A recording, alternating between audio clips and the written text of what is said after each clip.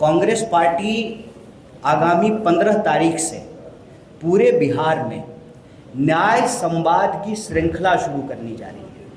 और यह जो न्याय संवाद की श्रृंखला है, इसमें हमारा सबसे पहला विषय जो है वो शिक्षा का सवाल है।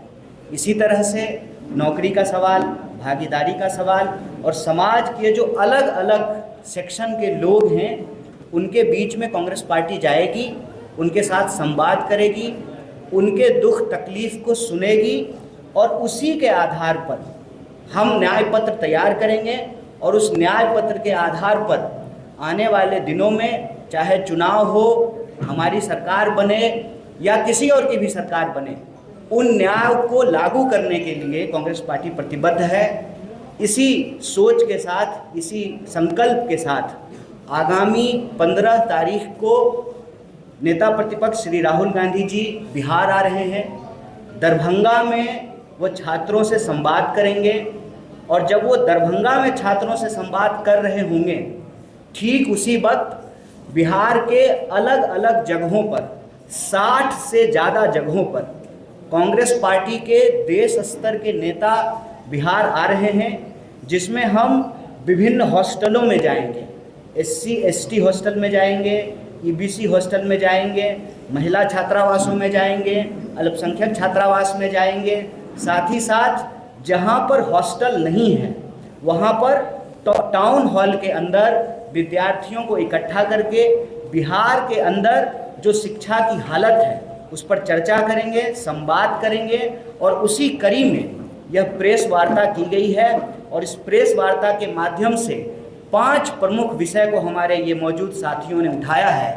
पहला विषय ये है, इस बात के लिए स्वीकार की कि आगामी समय में जाति जनगणना की जाएगी। सवाल ये है कि जाति जनगणना की मांग हम लोग क्यों कर रहे हैं? सामाजिक न्याय की धरती है बिहार।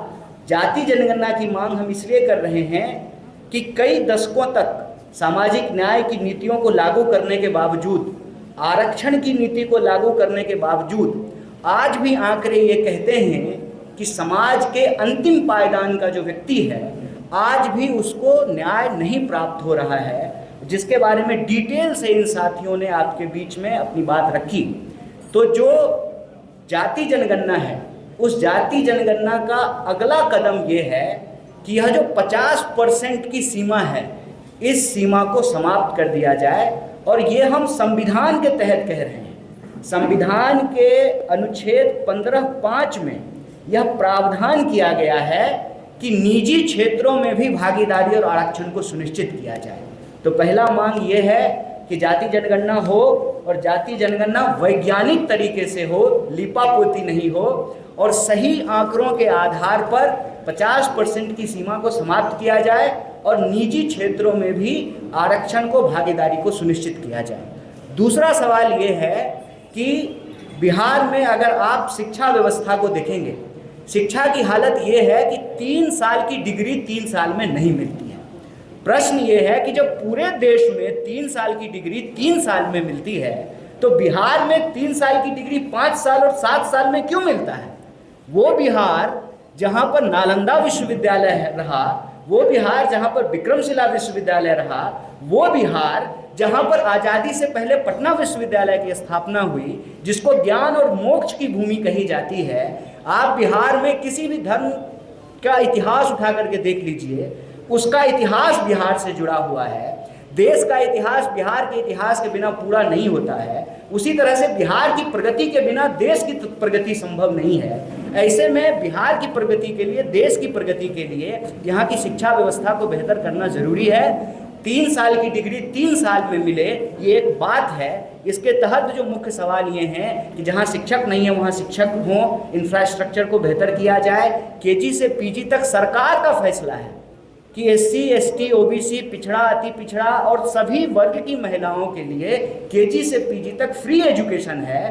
तो ये अलग अलग कॉलेज में अलग अलग फीस कैसे लिया जा रहा है, अलग अलग यूनिवर्सिटी में अलग अलग फीस कैसे लिया जा रहा है, अलग अलग कोर्स के नाम पे अलग अलग फीस कैसे लिया जा रहा है, आप बीएड का फीस उठा करके देख लीजिए, आप बीबीए का फीस उठा करके देख लीजिए, आप मास कॉम का फीस उठा करके देख लीजिए।